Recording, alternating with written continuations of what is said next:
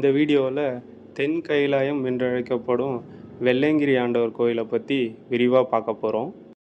தமிழ்நாட்டில் இருக்கிற முக்கியமான 3 மலையேற்றங்களில் இதுதான் ரொம்பவும் கடினமான மலையேற்றமாக இருக்குது. முதல்ல இருக்கிறது இந்த வெள்ளையங்கிரி மலையேற்றம் தான். அதுக்கப்புறம் பார்த்திங்கன்னா சதுரகிரி, 3வது இடத்துல பர்வத மலை இருக்குது. இந்த வெள்ளையங்கிரியோடைய மலை உச்சி பார்த்திங்கன்னா கடல் பரப்புலேருந்து 5800 அடி உயரத்தில் இருக்குது. இந்த வெள்ளையங்கிரி எங்கே இருக்குதுன்னு பார்த்தீங்கன்னா கோயம்புத்தூர்லேருந்து 40 கிலோமீட்டர் டிஸ்டன்ஸில் இருக்க பூண்டி என்ற கிராமத்துலேருந்து தான் நீங்கள் இந்த மலையேற்றத்தை முதல்ல தொடங்கணும். மொத்தமாக 7 மலைகள். ஆல்மோஸ்ட் பார்த்தீங்கன்னா நீங்கள் 6 கிலோமீட்டர் டிஸ்டன்ஸ் வாக் பண்ணியே போக வேண்டியிருக்கும். ரொம்பவுமே கடுமையான மலையேற்றம் இது. இந்த வெள்ளையங்கிரி மலையேற்றத்துக்கு மொத்தமே 3 மாதங்கள் தான் அனுமதி இருக்குது. மார்ச், ஏப்ரல் அண்டு மே. அதாவது பார்த்திங்கன்னா மகா சிவராத்திரியிலேருந்து சித்ரா பௌர்ணமி வரைக்கும் நீங்கள் இந்த மலையில் ஏறி இறங்கலாம். அதுக்கு மட்டும்தான் நம்ம தமிழ்நாடு வனத்துறை அனுமதி அளிச்சிருக்கு. மிச்ச டைமில் பார்த்திங்கன்னா இந்த மலைக்கு நீங்கள் ஏற முடியாது. இந்த மலை பயணம் பார்த்திங்கன்னா மிகவுமே கடுமையான மலைப்பயணம். ஸோ ஜென்ரலாக இருக்கிற எல்லாரும் இந்த மலையில் ஏறி இறங்க முடியாது. கடுமையான மனதைரியமும் உடல் திறனும் இருந்தால் தான் இதில் ஏறி இறங்க முடியும். ஸோ எல்லாராலையும் அந்த மலையை ஏறி இறங்க முடியாது. ரொம்பவுமே கடுமையான மலையேற்றம் இது.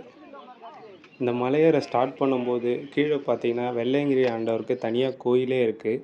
அந்த ஆண்டவரை தரிசிச்சுட்டு நீங்கள் முதல்ல இந்த மலையை ஏற ஸ்டார்ட் பண்ணணும். முதல்ல பார்த்தீங்கன்னா படிக்கட்டு பாதைகள்.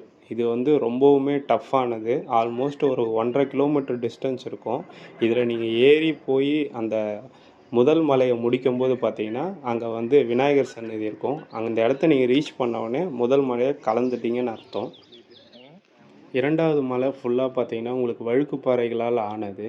அந்த மலையை ஏறி முடித்ததுக்கப்புறம் பார்த்தீங்கன்னா 3வது மலையை ஸ்டார்ட் பண்ணும்போது கைத்தட்டி சுனை வரும். அந்த கைத்தட்டி சுனையில் நீங்கள் நீரை குடிச்சிட்டு அதுக்கு மேலே ஏற ஸ்டார்ட் பண்ணிங்கன்னா 3வது மலையோடைய எண்டில் பார்த்தீங்கன்னா பாம்பாட்டி சித்தர் குகை வரும். இந்த சித்தர் குகையை நீங்கள் ரீச் பண்ணிட்டீங்கனாலே 3 மலையை கலந்துட்டீங்கன்னு அர்த்தம். 4வது மலை பார்த்திங்கன்னா சமதளமாக இருக்கும். மேலே ஏறி இறங்கி போகிற மாதிரி நேரான ஒரு பாதையில் தான் இருக்கும். ஆல்மோஸ்ட் 1 கிலோமீட்டர் நீங்கள் மண் தரையில் நடந்து போகிற மாதிரி இருக்கும்.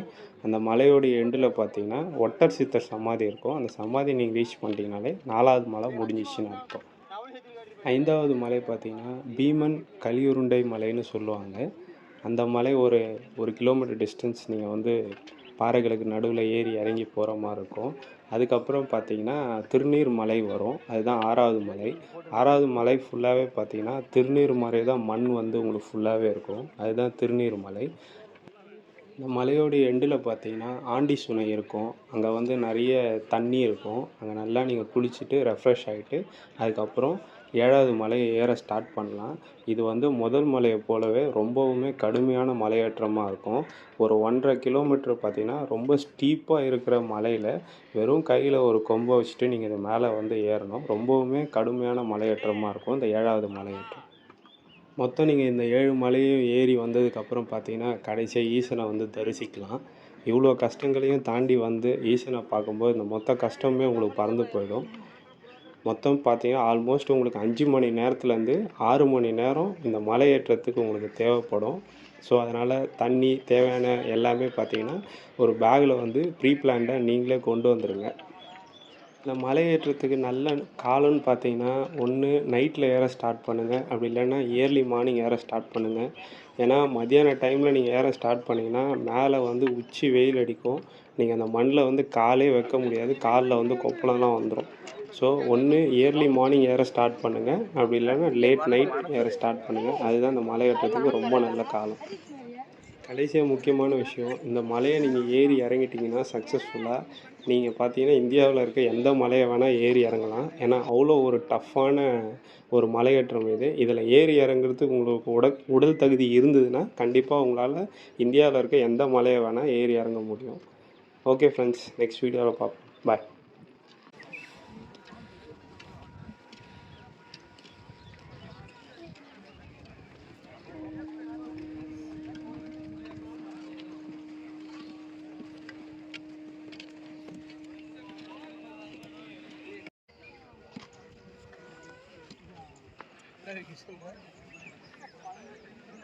İsa da çarşıda olmak için. Bu diye bu çok büyük bir şey. நாங்கள் என்ன பண்ணுவோம், இங்கே பேர் போயிட்டு பார்ப்போம் கொஞ்ச நேரம் வரியான்னு. வரலையா, அங்கேருந்து கோயம்புத்தூர் ரயில்வே ஸ்டேஷன் போயிட்டு அங்கே அப்படியே அங்கேருந்து கீழே ஆர்டர் போட்டு சாப்பிட்டு வீட்டில் வந்துடும். சின்னதாக இருக்காங்க வரியா இல்லை மண்ணு.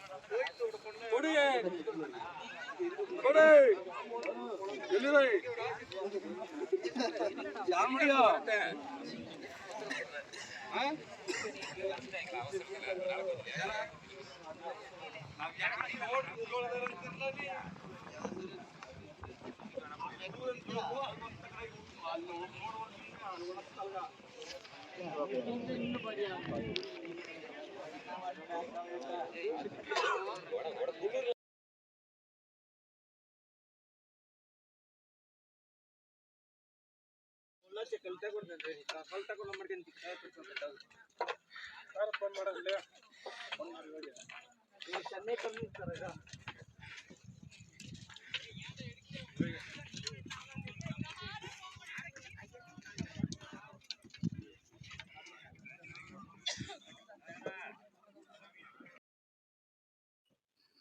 மழையாமா இதெல்லாம் அப்படி சொல்லிட்டோன்னா மனுஷனே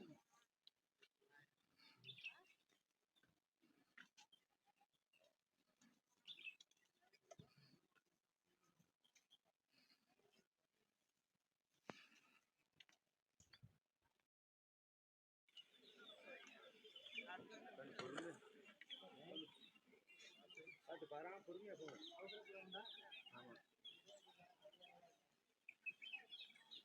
ஐயா இல்லையானா உங்களுக்கு ஏற்றி இறக்குவாரு.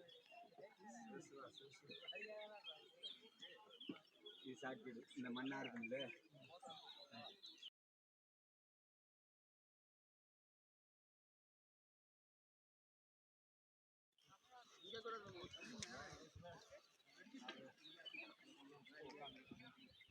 வயசுலாம் நாங்களாம் இந்த இருக்காரு இந்த இருக்குல்ல இதுக்கு மேலே காசு ஓடிடுவோம். சட்டமாக